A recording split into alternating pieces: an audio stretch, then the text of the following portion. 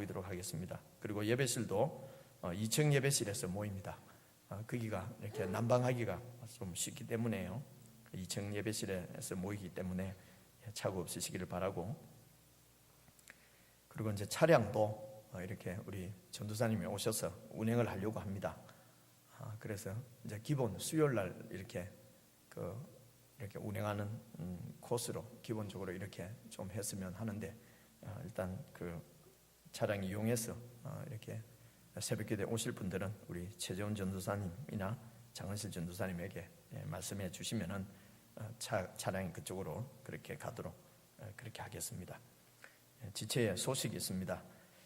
말씀드린 이제 오늘로서 우리 부부 성경 공부 함께 하신 분들이 이제 8번 2달 모임을 오늘로서 끝내고요.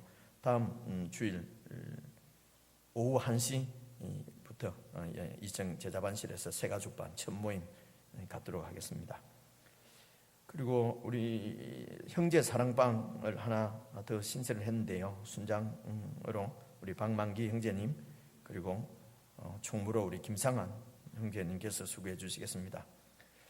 그래서 우리 형제 3사랑방의 총무님으로는 우리 황인영 형제님을 임명합니다. 우리 최재훈 전도사님이 이제 학생부와 청년부를 담당하는 사역자로 그렇게 교회를 섬기게 될 것입니다. 찬사역 봉사해 주시는 분, 영접해 주시는 분 늘 감사를 드립니다. 광고 말씀 이 정도로 드리고 우리 하나님의 말씀 출애굽기 4장, 출애굽기 4장 22절입니다. 출애굽기 4장 22절.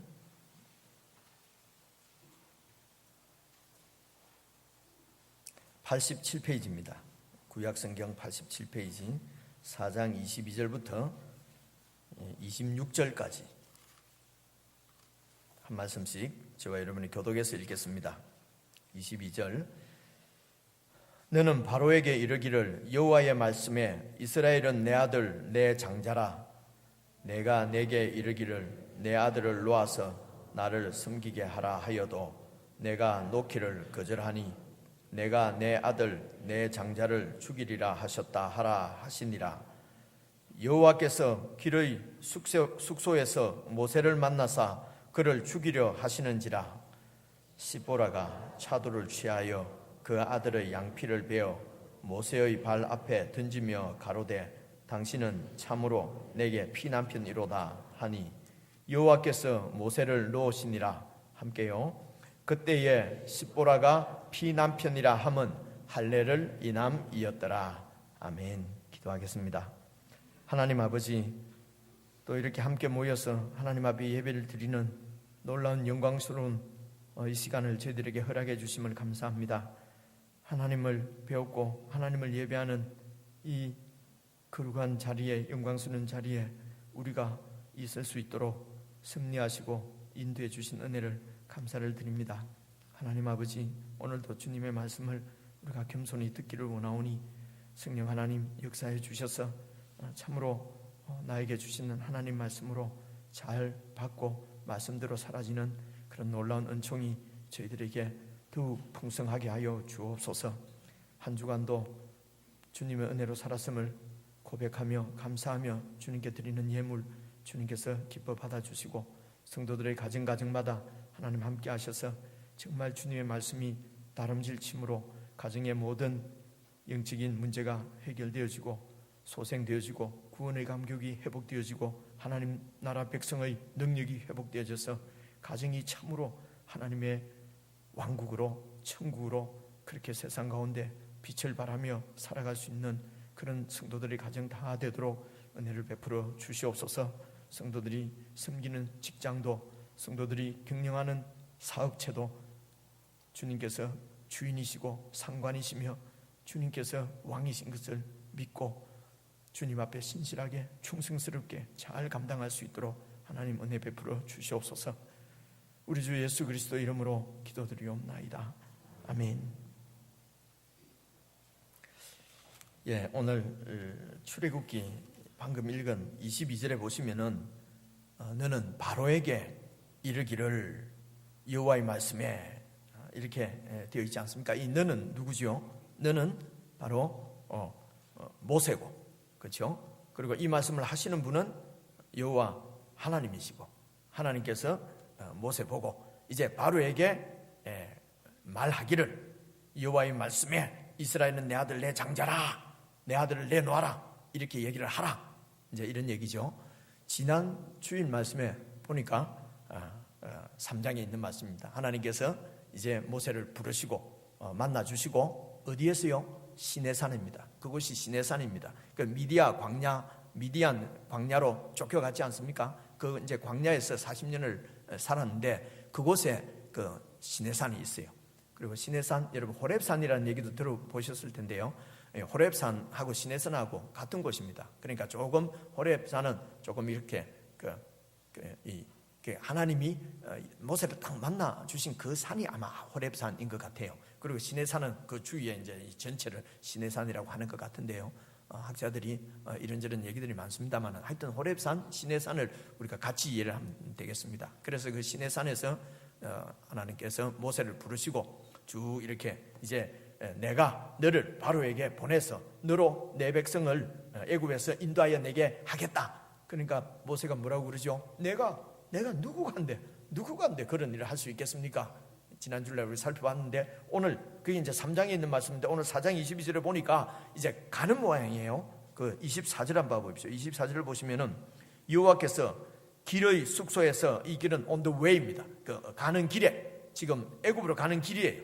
애굽으로 지금 이렇게 이제 가는 길에 하나님께서, 여호와 하나님께서 모세에게 이제 마지막으로 하시는 말씀이 오늘 그 22절 이 말씀입니다. 그래서 바로에게 가서 말하기를 내 아들 내 장자, 그러니까 이스라엘 민족이 하나님의 장자라는 얘기죠. 아들 중에서 장자라는 말은 상속자라는 뜻입니다. 이 구약, 이게 고대 배경에는요, 장자는 상속자예요. 그러니까 하나님의 상속자, 그리고 하나님 것. 그래서 지금 바로에게 가서 말하기를, 하나님이 말씀하시기를 내 아들 내 장자, 바로 내 것이라는 것입니다. 하나님 것을 내놓아라. 23절 보십시오.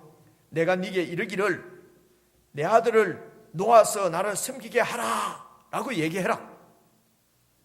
그렇게 하여도 네가 놓기를 거절하니 내가 네 아들 네 장자를 죽이리라 하셨다 하라 하시니라.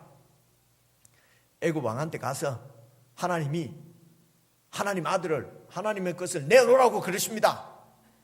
그러면은 바로가 안 내놓고 끝까지 버틸 것이다.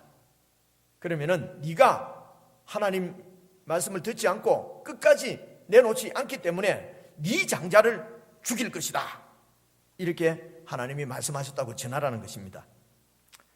성경에 기록되어 있고 목사가 이렇게 얘기하니까 사랑이 하나님인데, 근데 정신 차리고 보면 좀 쌀벌하잖아요. 내 거 안 내놓으니까 네 장자를 바로 보고 네 아들을 내가 죽일 것이다. 하나님이 이렇게 얘기했다는 거예요. 그리고 이제 이게 이제 마지막으로 하신 말씀이에요. 그리고 24절 보십시오. 여호와께서 그 바로 애굽으로 내려가는 길 중에 숙소에서 하나님이 모세를 만나사 모세를 죽이려 하시는지라. 이게 또 살벌하죠, 그죠? 하나님은 뭐 어떻게 하면 죽이려고 이렇게 달라드시는지 모르겠어요. 이것도 지금 조금 제 설명이 좀 필요하겠죠, 그죠? 갑자기 또 모세를 또 죽이려고 그러는 거예요. 아니, 왜 또 모세를 죽이려고 하시는가? 그러니까 이 죽이려고 하시는 것을 하나님이 막 나타나가지고 천사로 나타나서 칼을 들고 이래 죽인다는 것이 아니고 어떤 중병에 걸렸다는 것입니다. 갑자기 지금으로 치면은 급성 심장마비가 왔는지 아니면은 무슨 폐렴이 왔는지, 하여튼 이렇게 거의 죽어가려고 하니까 25절 보십시오. 십보라가, 이 십보라는 그 부인입니다. 차도를 취해서 그 아들의 양피를 베었어. 이 양피는 영어로는 foreskin이라고 되어 있습니다. 제가 설명하기가 좀 곤란한데 양피가 뭔지 알겠죠? 설명 안 해도 되겠죠? 예, 크게 이해하네. 혹시 모르시는 분은 집에 가시다가 남편한테 살짝 물어보십시오. 하여튼 양피를 베어서, 그러니까 양피를, 그 피부입니다. 이 사람의 피부인데 양피가 피부 중에 일부입니다. 여기를 잘라내면 어떻게 되겠습니까? 피가 나지 않겠습니까? 그래서 그 잘라낸 그 피부를, 양피를 어떻게 했다고요? 모세의 남편의 발 앞에 던지면서 말하기를, 당신은 참으로 내게 피남편이다. 여기도 무슨 죽음이다, 그죠? 피는 죽는 얘기니까 피남편이다. 그러니까 26절, 여호와께서 모세를 놓아주셨다. 그래서 어떻게 했는지는 모르겠지만은 모세도 십보라도 알았어요. 아, 이것이 하나님께서 내 남편을 죽이시려고 하는구나 라는 것을 알 정도로 어떤 이런 현상이 나타났다는 그런 얘기지요. 그래서 이 십보라가 알았어요. 아, 이게 지금 이 말씀에 이렇게 내 아들 양피를 베어서 이렇게 안 해서 내 남편이 이렇게 되는구나, 그렇게 느끼고 그렇게 알고 차도를 취해서, 왜 또 차도를 취했겠어요? 이런 거 계속 설명하면 너무 깁니다, 그죠? 칼이 그때는 없었겠지 뭐, 그죠? 그 철기 시대가 아직 안 됐거나, 그래서 날카로운 차돌로 수술을 해서 그렇게 던지면서 뭐라고 얘기합니까? 26절 보시면은, 그때에 십보라가 피남편이라고 말한 것은 할례를 인함이었더라, 이렇게 되어 있습니다. 그러니까 할례 때문에, 할례가 바로 그것을 수술하는, 지금으로 치면은 형식적으로는 포경 수술입니다. 그렇게 수술하는 것을 이렇게 모세는 아마 해야 된다고 했겠지요, 아들에게. 근데 이 십보라는 이방 그 미디안 광야의 여인이거든요. 그러니까 그런 짓을 왜 하냐 이거죠. 그런 짓을 이렇게 좀 그걸 뭐라 그러죠?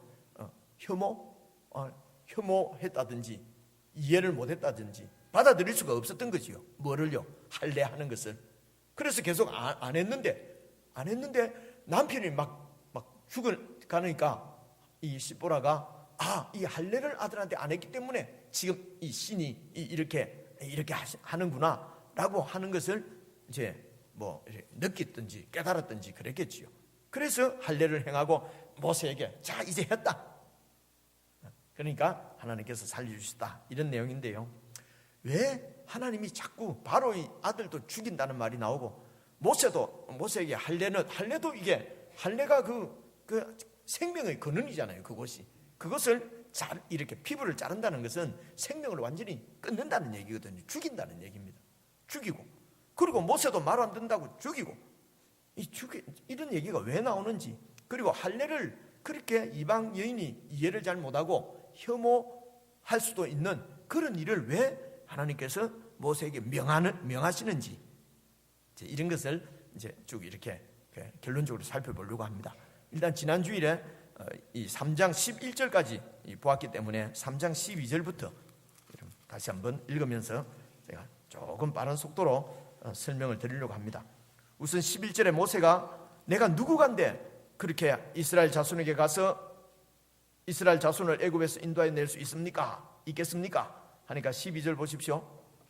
12절, 하나님께서 가라사대, 내가 정녕 너와 함께 있을 것이다. 염려하지 마라. 내가 너와 함께 있으리라. 네가 백성을 애굽에서 인도하여 낸 후에 너희들이 지금 이 산에서 이 시내 산에서 하나님을, 나를 섬기리니, 섬기다는 말은 영어로는 worship이라고 되어 있습니다. 예배하리니, 나에게 예배하리니, 이것이 내가 너를 보낸 증거가 될 것이다. 증거가 되리라. 증거가 될 것이다. 나를 믿어라. 네가 네 백성들을 다 이끌고 나와서 지금 이 산에서 나에게 예배를 드리게 될 것이다. 그러니까 가라. 13절 보십시오. 모세가 하나님께 고하되, 내가 이스라엘 자손에게 가서 이르기를, 너희 조상의 하나님이 나를 너희에게 보내셨다라고 말하면은 그 백성들이 내게 묻기를, 그 이름이 뭔데? 라고 할 거란 말이지. 그러면은 내가 무엇이라고 그들에게 말해야 되겠습니까? 이 이름이라고 하는 것은 그 존재, 인격, 사람이면 인격 존재 자체를 그 이름이라고, 고대 사회 히브리 문학에서는 이름이 바로 그 사람 자체를 얘기하는 것입니다. 그러니까 내가 가서 우리 백성들에게 너희 조상의 열조의 그 하나님, 조상의 하나님이 나를 너희에게 보냈다라고 말하면은 백성들이 그분이 누군데? 어떤 분인데? 이렇게 물을 건데 그럼 내가 뭐라고 대답을 해야 되겠습니까? 이 얘기거든요. 그러니까 모세가 지금 우리 백성들이 나에게 물을 것입니다. 도대체 그 하나님이라는 분이, 여호와라는 분이 누군데? 어떤 분인데? 라고 물으면 어떻게 대답해야 되겠습니까? 이거는 진짜로 이걸 묻고 싶은 사람은 누굽니까? 백성들이 그렇게 한다는 얘기겠습니까? 진짜로 하나님 당신은 누구십니까? 라고 묻고 싶은 사람은 자기지요. 그렇죠? 도대체 당신이 누구십니까? 40년 전에 내가 당신의 언약을 지키기 위해서 그렇게 한번 헌신했을 때 그때 뭐 도와준 게 뭐가 있습니까? 그때 아무런 힘도 없으신 분이, 그래서 내가 쫓겨와서 지금 미디안 광야에서 40년을 세월을 양과 함께 이렇게 보냈는데, 아니 지금 나보고 애굽으로 가라고, 내 백성을, 당신 백성을 구원해내라고 하는데 내가 뭘 믿고 갈 수가 있습니까? 당신이 도대체 누구십니까? 그래서 14절 하나님이 모세에게 이르시되 나는 스스로 있는 자다. 또 이르시되 너는 이스라엘 자손에게 이같이 이르기를 스스로 있는 자가 나를 너희에게 보내셨다라고 말해라. 내 이름은, 내 정체는 스스로 있는 자다. 여러분, 스스로 있는 자, 한문으로는 자존자라고 그럽니다. 스스로 있다는 얘기. 이게 무슨 말씀입니까? 스스로 있다는 얘기는 창조된, 만들어진 피조물이 아니라는 것입니다. 피조되기 전부터 피조물이 아니고 그냥 이렇게 존재하고 있는, 스스로 존재하는, 다시 말해서 창조주라는 것입니다. 창조주는 이 세상 시공간의 지배를 받지 않는 분이십니다. 왜냐하면 이 시공간을 그분이 창조하셨기 때문에 그렇습니다. 그래서 이 시공간의 지배를 받는 분이 아니라 그러면 어떤 분입니까? 영원한 분이라는 것입니다. 스스로 계시는 분, 영원 전부터 영원까지 계시는 분. 이 말은 이 세상을 지으신 창조주는 영원하신 분인데 그분은 바로 전능자라는 뜻이죠. 이 세상 안에서는 전능, 무엇이든지 할 수 있는 분, 약속하신 대로 지킬 수 있는 분, 전능하신 분이라는 얘기입니다. 전능자, 창조주, 전능자. 나는 창조주고 나는 전능자다. 내가, 그리고 이어서 보십시오. 15절 보십시오. 하나님이 또 모세에게 이르시되 너는 이스라엘 자손에게 또 이같이 말해라. 나를 너희에게 보내신 이는 스스로 있는 자면서 또 뭐라고요? 너희 조상의 하나님, 곧 아브라함의 하나님, 이삭의 하나님, 야곱의 하나님 여호와라 하라. 이는 나의 영원한 이름이요 대대로 기억할 나의 포효니라. 나를 표시하는 호칭이라 말입니다. 아브라함의 하나님, 이삭의 하나님, 야곱의 하나님은 무슨 말씀입니까? 하나님께서 아브라함을 불러서 말씀하신 하나님이에요. 야곱에게도 말씀하셨어요. 야곱의 아버지 이삭에게도 하나님께서 말씀하셨어요. 하나님은 스스로 있는 자시면서 아브라함과 이삭과 야곱에게 말씀을 하신 분이에요.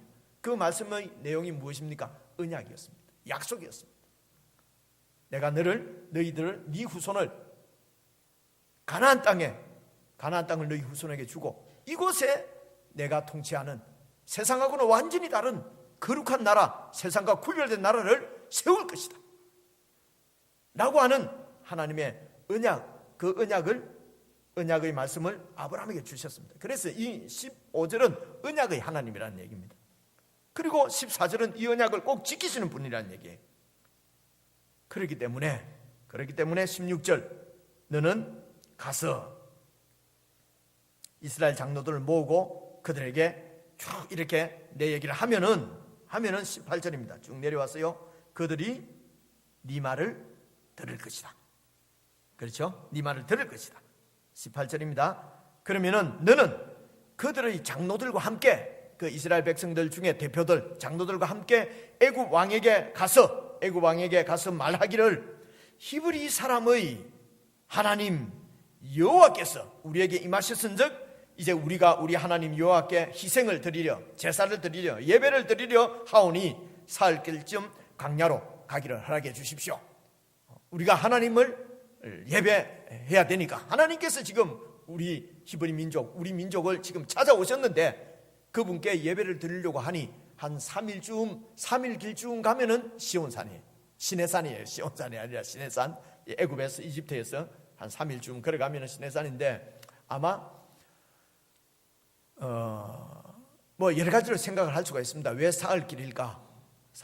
아마 이제 이 하나님 앞에 제사를 드리려고 하면은 소를 잡고 막 이렇게 도산해서 제사를 드리지 않습니까? 그런데 이런 소나 뭐 이런 모든 것들이 애굽에서는 전부 신이에요. 신, 우상이란 말이에요. 그 신을 갖다가 막 죽이고 이러면은 싸움 나지 않겠습니까? 그 이집트 사람들이 보면은 뭐 이런 거는 뭐 제가 설명을 안 드려도 되는데 어쨌든 한 3일 길쯤 하면은 이제 이게 그런 이집트 백성들이 볼 수도 없고, 그렇죠? 그래서 폭동도 일어나지 않고 안전한 곳이다. 뭐 이렇게 또 이해를 할 수 있겠고요. 그리고 이제 바로 같은 경우에는 예배만 드리고 돌아올 걸로 기대하지 않겠습니까? 그런데 모세는 지금 백성들 데리고 그 길로 가나안 땅으로 갈 거거든요. 그럼 또 잡으러 오지 못하도록 뭐 이런 것도 있을 것 같습니다. 어쨌든 19절 보십시오. 그렇지만 내가 안다. 내가 다 안다. 인간들이 어떤지 안다. 강한 손으로 치기 전에는 애굽 왕이 너희에게 가기를 허락지 않는다. 이게 이제 인간의 본성입니다. 지금 노예는, 바로의 노예는요, 내 거예요. 재산이에요. 국력이에요. 근데 이 노예를 갖다가 뺏긴다는 것은 이 나라의 국력이 얼마나 손상되고 바로 내 왕권이 완전히 치명타를 입게 됩니다. 그렇겠지요? 절대로 내놓지 않지요. 이게 인간의 욕심이죠. 내놓지 않습니다. 여러분 야곱을 보십시오. 우리가 창세기 말씀 보면서 그 소나기에 쥐고 있는 것 130살까지 절대로 놓지 않고 끝까지 놓지 않고 마지막으로 베냐민을 놓았을 때에 하나님께서 주시는 복을 누릴 수가 있었던 것 우리가 기억하지 않습니까? 그래서 절대로 놓지 않는 것을 하나님이 아시고, 그래서 20절 보십시오. 내가 내 손을 들어서 애굽 중에 여러 가지 이적으로 그 나라를 친 후에야 그가 너희를 보내줄 것이다. 21절 보십시오. 내가 애굽 사람으로 이 백성에게 은혜를 입히게 할지라 너희가 갈도에 빈손으로 나가지 않도록 내가 해줄 것이다. 여인마다 그 이웃 사람과 및 자기 집에 우거하는 자에게 은 폐물과 금 폐물과 의복을 달라고 해라. 달라고 해서 그리고 너희 자녀들도 꾸미고 그리고 너희가 애굽 사람의 물품을 취해서 나오게 될 것이다. 이건 이제 그렇게 가서 이제 얘기하라는 거, 그렇게 할 것이라는 것입니다. 여러분 40년 전에 모세가 이스라엘 백성들 데리고 애굽에서 탈출한다면 어떻게 탈출하겠습니까? 탈출이죠. 그야말로, 그죠? 몰래 빠져나와야 되지 않습니까? 어떤 식으로, 그죠? 그런데 이게 사람이 하는 일입니다. 근데 하나님은 40년 후에 이제 모세를 보내갖고 어떻게 나오게 한다고요? 당당하게 400년 동안 그곳에 있으면서 노예 생활했으니까, 머슴 생활했으니까 세경도 받아야 될, 세경 압니까, 여러분? 뭐라 그러지? 하인이 일해주고 받는 싹쓸, 세경이라고 그래요. 촌에는 이런 말 쓰는 것 같은데 김문수 형제는 고향이 촌인 모양이에요. 그래, 세경까지 받아가지고 당당하게 나오게 만든다는 것입니다. 여러분 하나님이 일을 하시면 이렇게 하십니다. 막 숨어서 막 도망가게 이렇게. 근데 모세가 40년 전에 이스라엘 백성 데리고 나오면은 작전을 세우고 그렇게 해서 이렇게 탈출해야 도망 나와야 되지 않겠습니까? 근데 지금 하나님은 내 백성을 내가 그렇게 구원하지 않는다는 것입니다. 애굽으로부터 당당하게 그렇게 나오도록, 여러분 이게 하나님이 하신 일입니다. 하나님이 역사하시면, 구원하시면 이렇게 구원하시거든요. 세상에 우리가 비굴하게 빌붙어 가지고 그렇게 그 빈대처럼 살도록 절대 하지 않습니다. 하나님의 구원은 우리를 당당하게 세상을 향해서 요구하고 하나님의 백성으로 살 수 있도록 여러분 그렇게 구원하시는 줄로 믿으시길 바랍니다. 그 다음에 4장입니다. 그리고 이제 4장 1절에 모세가 대답하여 가로되, 하나님 앞에 뭐라고 대답합니까? 그러나 하나님 말씀은 그렇게 하지만은 그러나 그들이 나를 믿지 아니하면 내 말 듣지 않고 이러기를 여호와께서 네게 나타나지 않으셨다, 나타났다고도 안 믿습니다. 그 사람들. 무슨 얘기입니까? 하나님 뭐 말씀은 좋은데 내가 압니다. 내가 압니다. 그놈들은 미안합니다. 뭐 그놈들은 해도 되죠. 뭐 그죠? 그놈들은 내 말 안 듣습니다. 안 믿습니다. 내가 이미 당했는데요. 뭐 걔들이 들을 애들이 아닙니다. 그런 얘기입니다. 그죠? 그들이 내 말을 듣지 아니할 겁니다. 그러니까 2절입니다. 여호와께서 모세에게 이르시되 네 손에 지금 들고 있는 건 뭐냐? 그가 가로되 내 지팡이입니다. 3절입니다. 잘 보셔야 합니다. 여호와께서 가라사대 그것을 땅에 던져라. 그래서 땅에 던지니까 그것이 뱀이 되어버렸어요. 무슨 매직쇼 하겠습니까? 하나님이 지금 이 바쁜 시간에 모세 붙잡고 매직쇼 하는 건 아니겠죠? 마술하는 건 아니란 말입니다. 그러니까 의미가 있다는 거예요. 뱀이 됐어요. 그러니까 모세가 막 뱀 앞에서 막 피하죠. 이거 뱀이 되니까 막 움직일 거 아닙니까? 지팡이가. 여호와께서 모세에게 이르시되 네 손을 내밀어서 그 꼬리를, 내가 지금 성경 쭉 읽고 있습니다. 제가 다른 데서 어디 무슨 얘기 갖고 와서 하는 게 아니고 성경에 있는 얘기를 내가 이렇게 읽어드리고 설명해 드리는 겁니다. 모세에게 이르시되 네 손을 내밀어서 그 뱀 꼬랑대기를 잡아라 하니까 손을 내밀어서 잡으니까 그 손에 지팡이가 탁 돼버렸단 말이에요.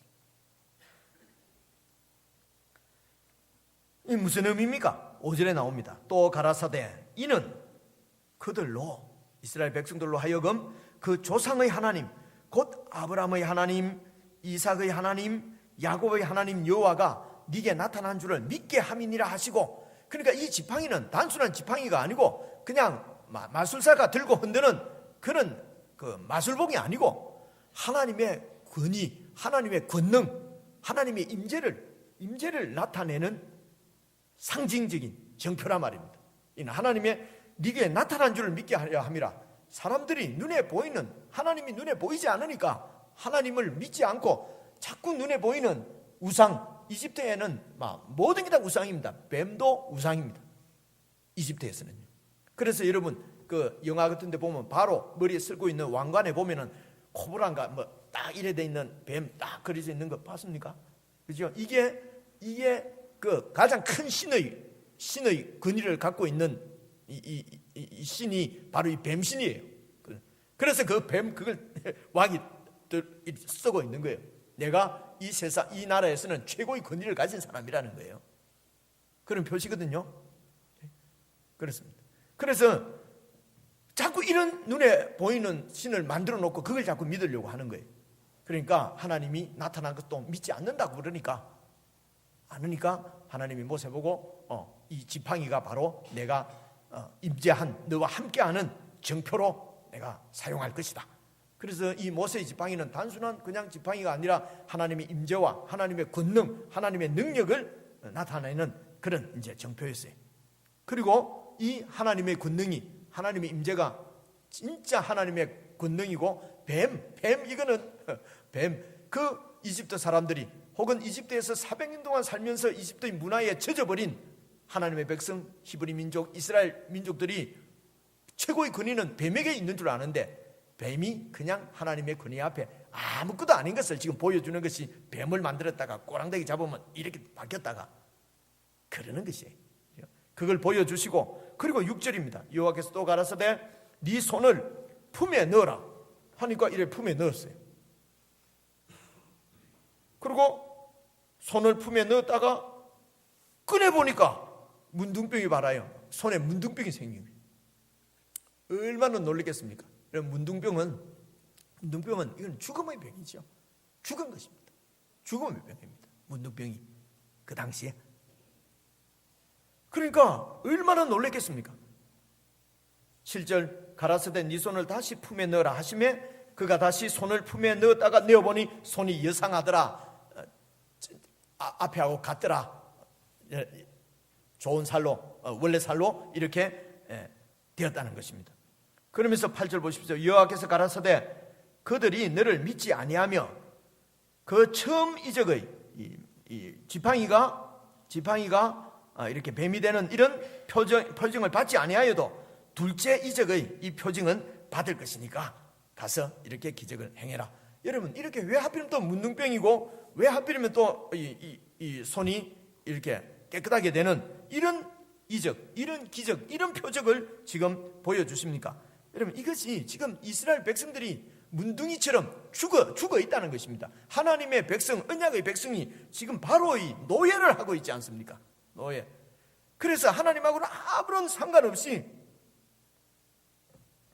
그냥 세상에서 세상 왕의 그런 노예하고 있는 이 이스라엘 백성들은 죽은 거나 마찬가지죠. 문둥병의 상태에 있는 거지요. 이런 이스라엘 백성, 내 백성을 하나님께서 구원하시겠다는 것입니다. 살리시겠다는 것이죠.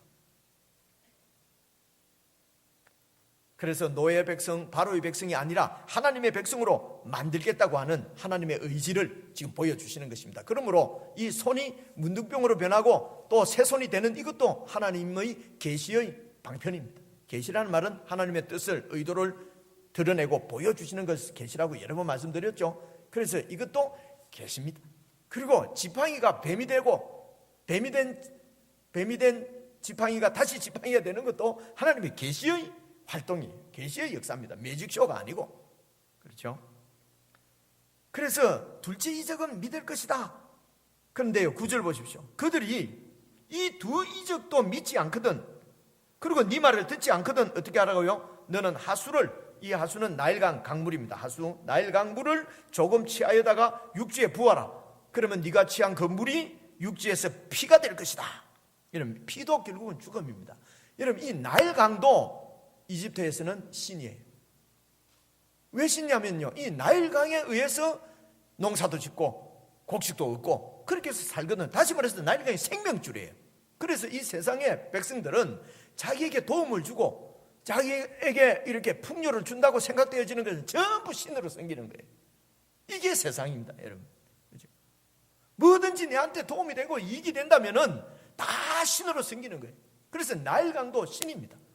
그래서 이 하수, 그래서 이 이집트 백성들, 이스라엘 백성들도 이집트에 살면서 동일한 가치관을 갖고 있지 않겠습니까?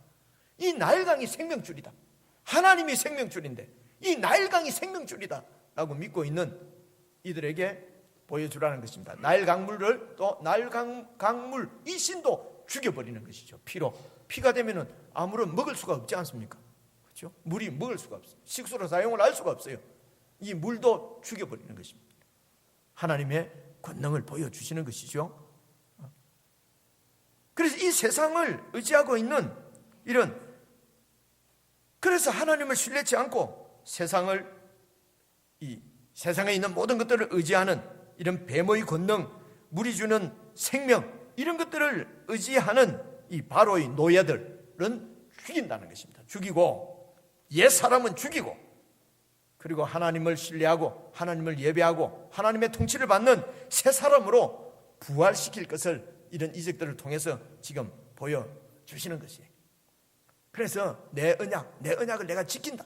이렇게 가나안 땅으로 너희들을 데리고 가서 하나님의 통치를 받는, 하나님의 문화를 다시 세울 그런 하나님 나라 백성으로, 언약을 받은 언약의 백성이기 때문에 내가 꼭 언약을 지켜서 너희들을 이곳으로 가나안 땅, 이곳을 탈출시켜서 가나안 땅으로 데리고 가겠다는 것입니다.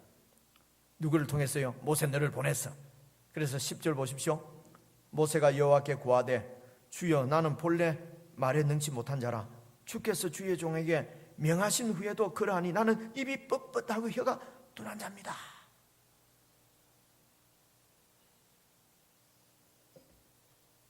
그래서 이제 뭐 할 말이 없으니까 나 이것도 제가 설명을 드리면 좀 많이 드릴 수 있는데 시간 관계상 설명 안 하겠습니다.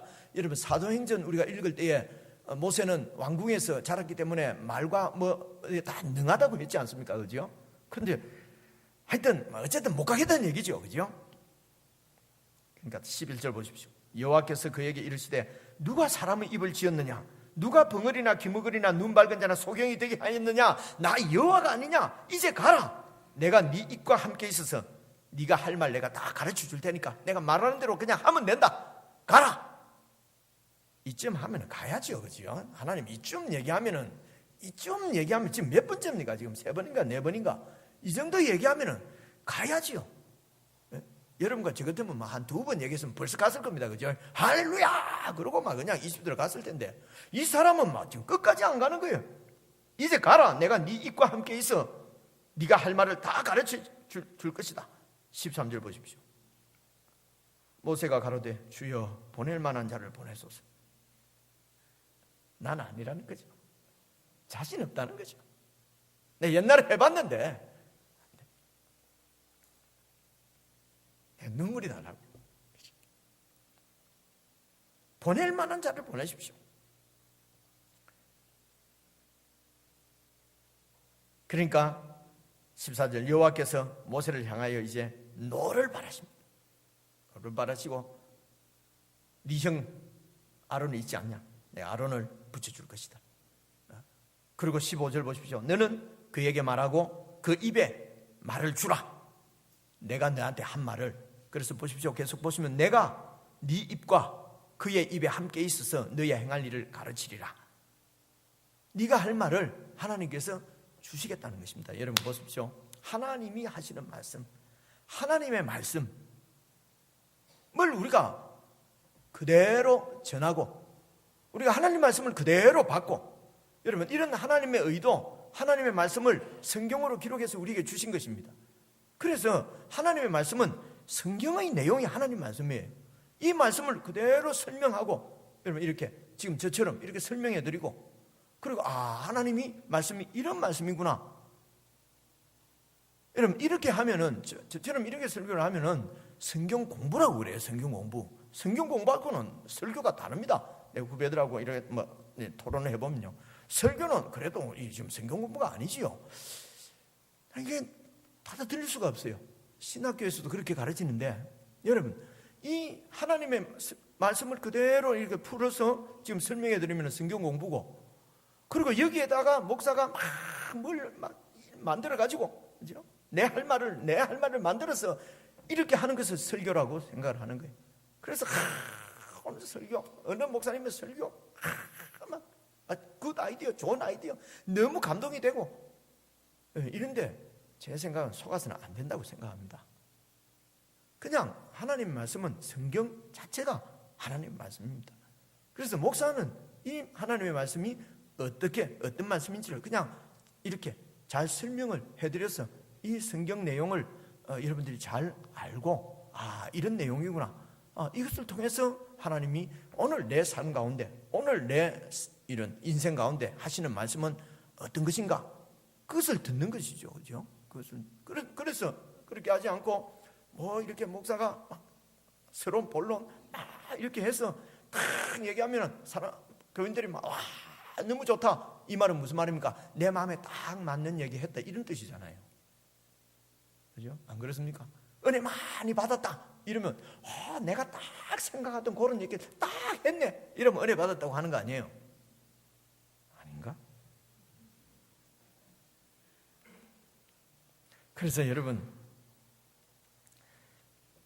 하나님 이 권위는 그래서 지금 16절을 보시면요, 그가 너를 대신하여 백성에게 말할 것이니 그는 네 입을 대신할 것이요 너는 그에게 하나님같이 되리라.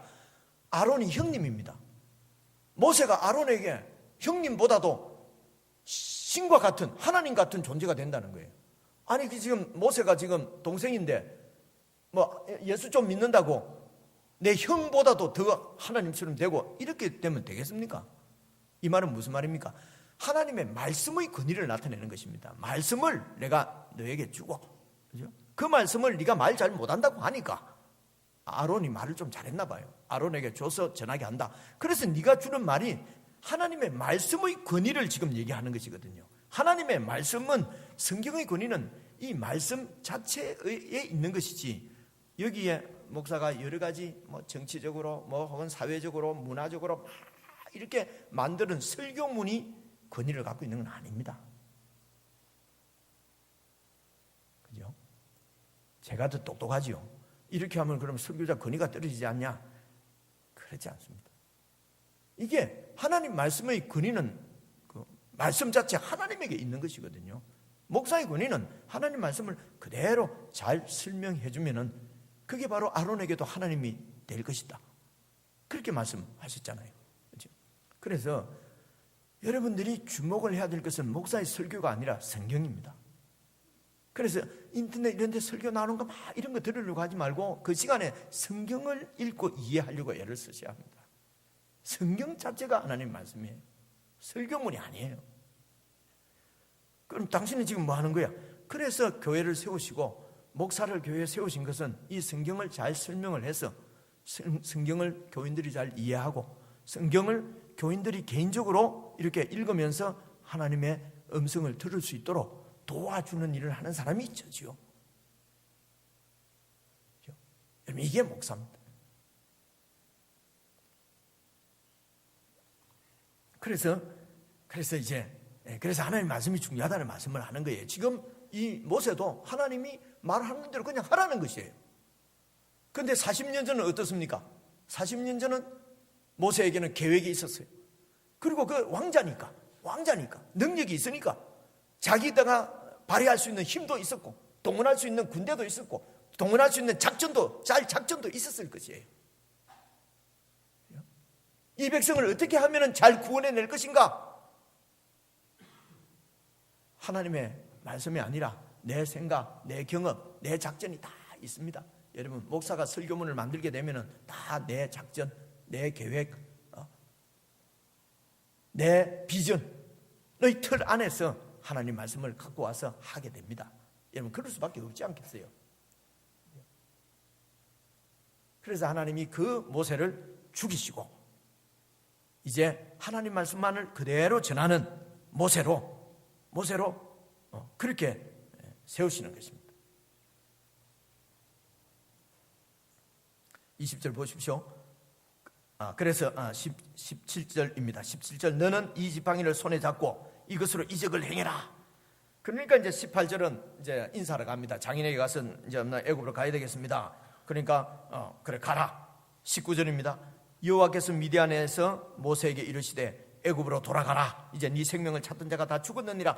이렇게 하셨으면 이렇게 다 하나님으로부터 가라는 말씀을 들었음에도 불구하고 모세에게는 두려움이 있었습니다. 어떤 두려움입니까? 나를 죽이려고 하던 왕이 바로가 있을 텐데 두려운 마음이 생기는 거지요. 그래서 하나님께서 뭐라고 말씀하십니까? 애굽으로 돌아가라. 니를 죽이려고 하던 왕들은 다 죽었다. 무슨 뜻인지 이해가 오지, 그죠? 그러니까 이제 오늘 20절 모세가 그 아내와 아들들을 나귀에 태우고 애굽으로 이제 쫙 갑니다. 아내와 아들들을 태우고 그리고 하나님의 지팡이를 손에 탁 잡고 이렇게 가는 것입니다. 여러분, 그래서 이렇게 애굽으로 가면서 모세가 할렐루야, 주야 감사합니다 뭐 이러면서 갔겠습니까? 생각해 보십시오. 그죠? 내 생각에 지팡이 질질 끌면서 그냥 잘못 걸렸네 이러면서 가지 않았겠습니까? 그래서 베드로의 고백이 위험하다는 거예요. 베드로의 고백이 죽기까지 내가 주님을 따르겠습니다. 죽기까지 내가 배반하지 않고 가겠습니다. 이건 아직도 내가 살아있다는 거예요. 그죠?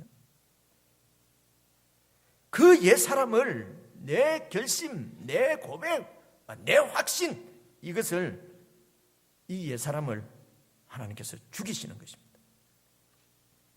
21절 보십시오. 여호와께서 모세에게 이르시되 네가 애굽으로 돌아가거든 내가 네 손에 준 이적을 바로 앞에서 다 행하라.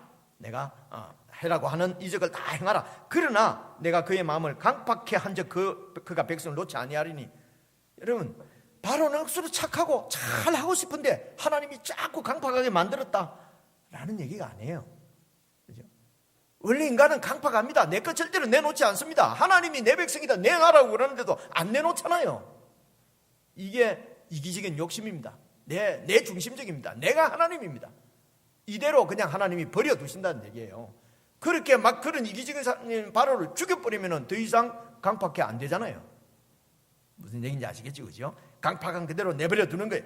그러면은 이 바로는 절대로 자기 것 내어놓지 않습니다. 여러분, 이렇게 하나님 것을 내 것이라고 하고 내 편리대로, 내 이기적인 욕심대로, 내 욕망대로 그렇게 세상을 이용하면서 그 세상을 그렇게 살아가는 이런 이기적인 욕망, 내 중심적인 이런 생각들, 이것을 성경은 죄라고 얘기를 합니다.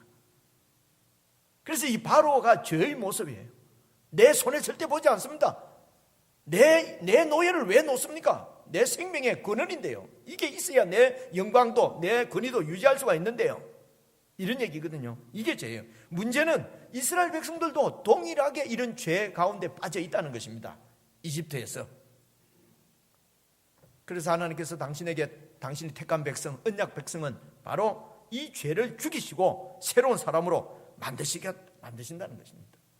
이 죄를, 이 자기 중심적인 죄를 죽이고, 그래서 하나님을 떠나서 지 마음대로 힘이 판치는 이런 세상 가운데서 우리를 죽이시고 우리를 구원하신다는 얘기예요. 새 사람을 만드신다는 얘기입니다. 그래서 이 세상의 생명의 근원인 그 중요한 것의 표피를 자르고 옛 사람을 죽이고, 그리고 좀 있으면 새 살이 차오르죠. 부활해서 새 사람으로 만드시는 것입니다. 그래서 하나님께서 아브라함을 불러서 언약을 맺으실 때에 말씀을 하신 다음에 할례를 받으라고 말씀을 하시는 것입니다. 이게 창세기 17장에 나와요. 보시면은요, 제가 찾아왔습니다. 17장 나와야지. 그렇지.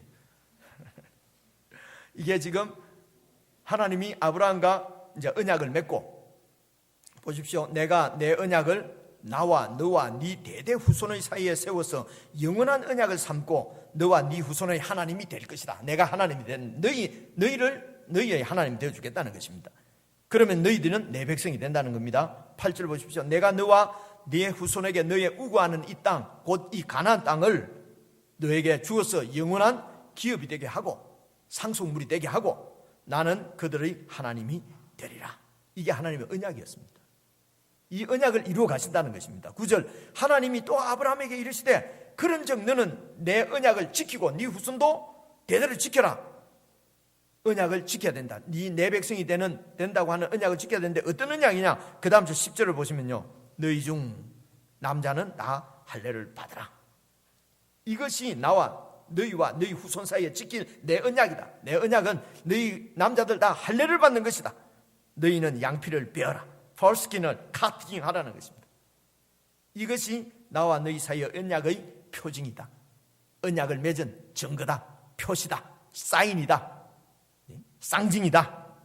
그러므로 할례를 받지 아니한 남자, 곧 그 양피를 베지 아니한 자는 백성 중에 끊어지리니 그가 내 언약을 배반하였음이니라. 옛사람을 죽이지 않으면, 옛사람이 죽지 않으면 새 사람으로 부활할 수가 없다는 것입니다. 그래서 이제는 자기 능력, 자기 힘으로 살던 모세는 죽고, 자기 계획, 자기 작전으로 살던 모세는 죽고, 이제 하나님이 주시는 말씀대로 그 말씀 그대로 바로에게 전하고, 또 바로가 안 된다면 어쩌면 좋겠습니까? 이래라 그러면 이러고, 이렇게 하나님 말씀대로 잘 순종하는, 그래서 하나님 말씀대로 백성을 인도해서 가나안 땅으로 데리고 가는 참으로 겸손한 하나님의 사람 모세로, 새로운 모세로, 새 모세로 하나님께서 세우신 것입니다.